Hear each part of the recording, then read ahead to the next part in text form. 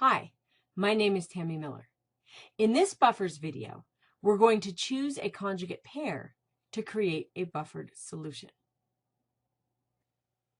To choose a conjugate pair to create a buffered solution, we need to think about what a buffered solution is and what we want it to do.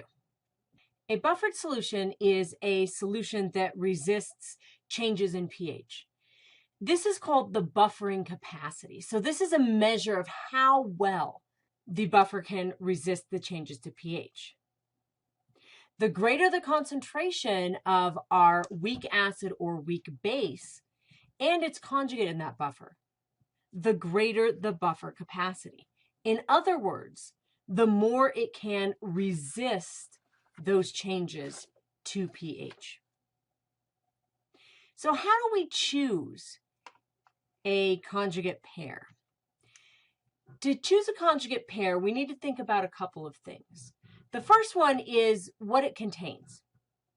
If it contains an equal concentration of the weak acid and conjugate base, or equal concentrations of the weak base and its conjugate acid, then it will have equal capacity whether I add acid or base to the buffer.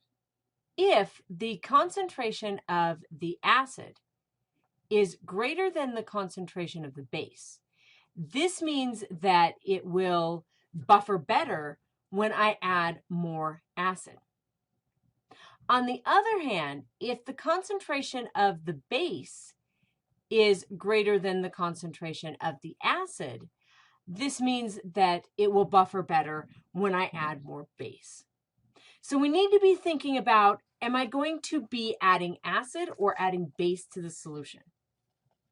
So to choose a buffer, we want to pick a weak acid and its conjugate base, or a weak base and its conjugate acid that has a pKa that is very close to the pH that we are looking for as we are buffering, so that range that we want to stay in.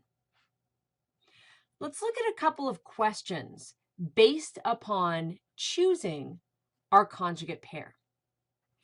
A student has the following chemicals available along with the pKa's of some common acids. So we're given these acids and what's in the chemical inventory. Using the above information, we want to create buffers that satisfy some specific requirements. Our first buffer is going to be a solution that is near a pH of 7, and it needs to be buffered against an acid. So the first thing that I notice is I have two acids here that are near a pH of 7. When I look at these, I need to be thinking about what we're buffering against. And it tells us that we're buffering against an acid. This means that I want a higher concentration of acid than base. In other words, I would like the pKa to be less than that pH of 7. The one that is less than the pH of 7 is going to be my carbonic acid and sodium bicarb pair. So when I look at this, the pair that I'm going to choose is going to be my carbonic acid with my sodium bicarb. Let's look at our second example. Here we have a solution near a pH of 9, and it needs to be buffered against a base. Again, when I look, I notice that I have two sets that are near a pH of 9. Since I need to buffer against a base, this means that I would like my pKa to be a little bit larger than 9.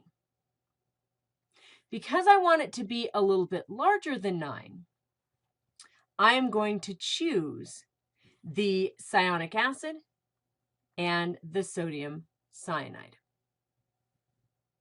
In our final example, we see we want a solution near a pH of 3 that should buffer against either an acid or a base. Here, since we're buffering against an acid or a base, we want a pH that is very, very close to 3. So as close to a pKa of 3 as possible. This way, we're going to have a much more equal concentration of our acid and our conjugate base. When we look here, the one that is closest to a pH of 3 is our first one in the set. Our chloroacetic acid and its conjugate base is going to be the closest to 3. So it's going to have the most equal concentration of our weak acid and our conjugate base. To choose a conjugate pair, we need to not only be thinking about the pH and the pKa, but what we are going to be adding to the buffer. Are we going to be adding acid or are we going to be adding base? Understanding what we are adding allows us to know, do we want a greater concentration of our acid or our conjugate base?